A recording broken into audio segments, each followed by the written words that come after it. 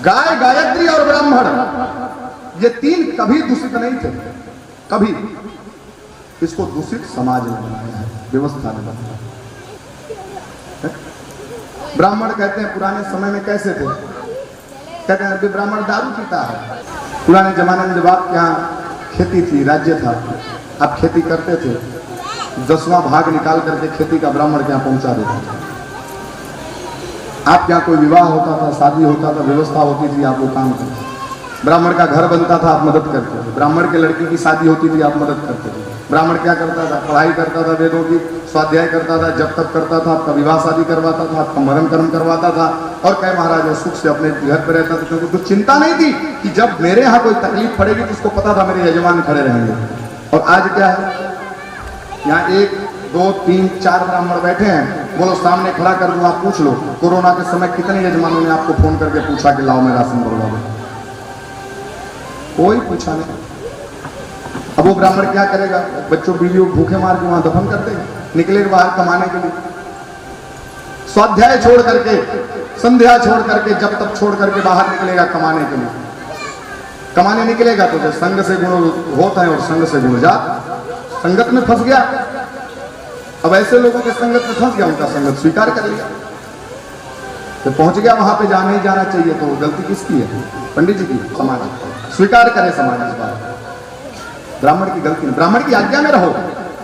ब्राह्मण जो बोलता है भगवान का वाक्य मान करके उसको स्वीकार करो। ध्यान रखना, आज विधर्मियों के यहाँ इतनी एकता है, उनके यहाँ अभी खाली हो जाए ना, क्या बोलते हैं, कोई गलती कर दो तो फतवा निकलता है। क्या निकलता है? और फतवा निकल गया, तुम कितने बड़े तोप चंद हो तो भी वो फतवा मानना पड़ेगा, नहीं समाज से बाहर हो जाएगा। और पंडित जी कोई फतवा निकाल दे तो बोलेंगे पंडित पगला गए हैं। अब इनका दिमाग काम कर रहा नहीं, ये तो कहते रहते हैं। पंडित के बारे में क्या भ्रांति है, कहते रहते हैं, इनका सुनने का नहीं, कहते रहते हैं। ब्राह्मण को सम्मान दो, कहते हैं भैया ब्राह्मण का सम्मान करने से कहते हैं कि व्यक्ति के घर में धन धान्य की वृद्धि होती है। राम जी स्वयं इसके उदाहरण हैं। वशिष्ठ जी महाराज कहते हैं जब पधारते हैं अयोध्या में, तो भगवान राम को पता चलता है मेरे गुरुदेव आ रहे हैं, तो दौड़ करके कहते हैं गेट पे पहुंच जाते हैं, लंबे होकर चरण पकड़ लेते हैं और कहते हैं सेवक साधना स्वामी आगमनो मंगल मूल कमंगल दमनो सेवक साधना स्वामी आगमनो मंगल मूल मंगल दमनो। कहते हैं महाराज वशिष्ठ जी को राम जी कहते हैं प्रभु सेवक के यहाँ मालिक को आना नहीं चाहिए, आप खाली संदेशा बोल दिए होते तो मैं आपका सेवक हूं, मैं चला आता था। कुछ लोग कहते हैं कि महाराज फोन कर दे, पंडित जी जरा घर पे आना, क्या काम भैया? अरे वो लड़की की शादी विचारना, जरा पतरा लेते आना।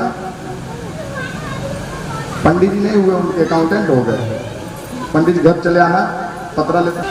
ब्राह्मण नौकर नहीं है आपका, ब्राह्मण आपका गुरु है, पिता है, वो आपका संरक्षक है, संवर्धक है। क्योंकि ब्राह्मण क्या है? महीश्वर है, वो आप देवता है वो, और आप क्या करते हो? उसको बुलाते हो ऐसे जैसे आपका नौकर हो। दोष लगता है। अब ये नहीं करना चाहते तो मत बुलाओ, कभी घर में बुलाओ, और बुलाते हो तो पूरी सेवा। अरे मैं कहता हूं सेवा पूजा मत कर सको पर सम्मान पूरा दो, सम्मान में कोई कमी नहीं होनी चाहिए।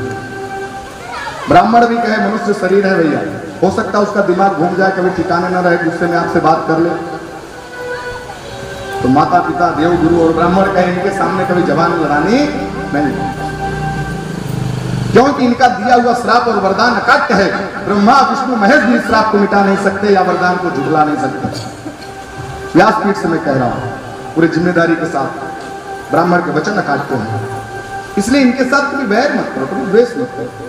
हो सके प्रेम सम्मान से इनसे व्यवहार करो। अगर लगे कि नहीं इनका व्यवहार अच्छा नहीं है तो वहां से हट जाओ, वहां से दूर चले जाओ। जब मूड सही हो तो फिर मिलना, और ब्राह्मण। दूसरा गायत्री, गायत्री कभी भी उच्चारण नहीं की जा सकती, मुंह से बोला नहीं जा सकता। गायत्री कहे महाराज गुप्त है। गायत्री क्या है? गुप्त। चारों वर्णों की अलग गायत्रियां हैं, चारों वर्णों की गायत्री। ऐसा नहीं लोग कहते हैं शूद्र गायत्री, शूद्र की भी गायत्री है, ब्राह्मण की भी गायत्री है, क्षत्रिय की भी गायत्री है और वैश्य की भी गायत्री है। सबकी गायत्री है, सबकी गायत्री अलग अलग है, सब अपने अपने गायत्री का जप करते। कहते महाराज इस प्रकार से गायत्री बोली नहीं जानी चाहिए। और आज क्या हो रहा है, लोग इंटरनेट पे कैसेट लगा के, धुन लगा के व्याहृति के साथ ओम भूर्भुवः स्वः चालू कर दिए। अब जो गायत्री का अपमान कर रहे हो, इसका परिणाम संसार को युद्ध के रूप में भुगतना पड़ेगा। इसका संसार को भुगतान कहते महामारी के रूप में भुगतना पड़ेगा। आज गायत्री का जितना अतिक्रमण हो रहा है तो महामारियां आ रही कि नहीं आ रही? कोरोना के नए नए वर्जन आ रहे हैं, एक जा रहा है दूसरा आ रहा है। ये महामारी क्यों है? क्योंकि मंत्रों का अतिक्रमण हुआ है। कलयुग में दो चीजें काम करती, मंत्र और यंत्र।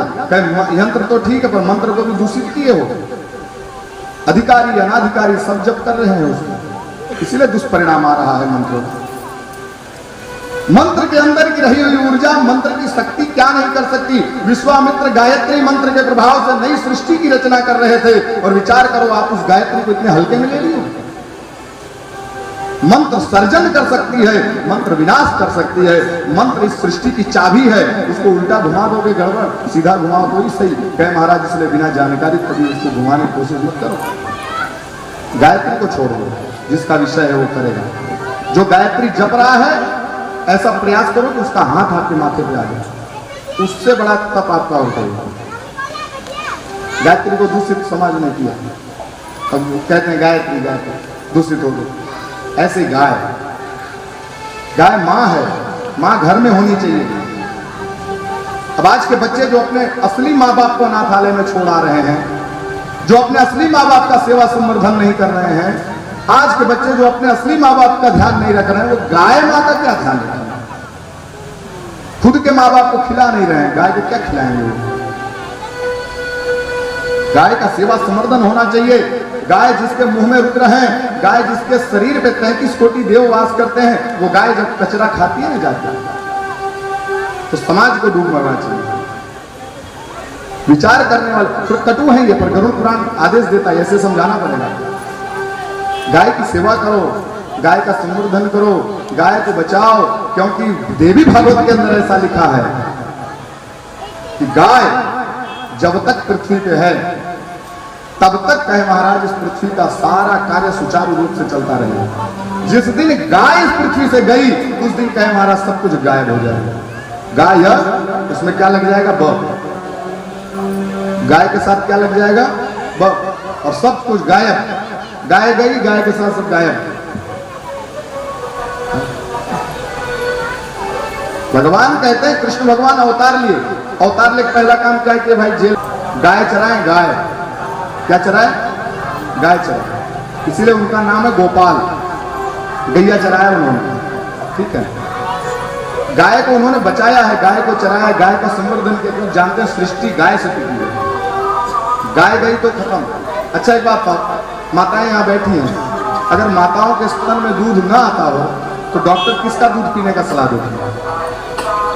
अब आप विचार, गर्भ में जो बालक है वो या तो माँ का दूध पी सकता है या तो गाय का दूध पी सकता है।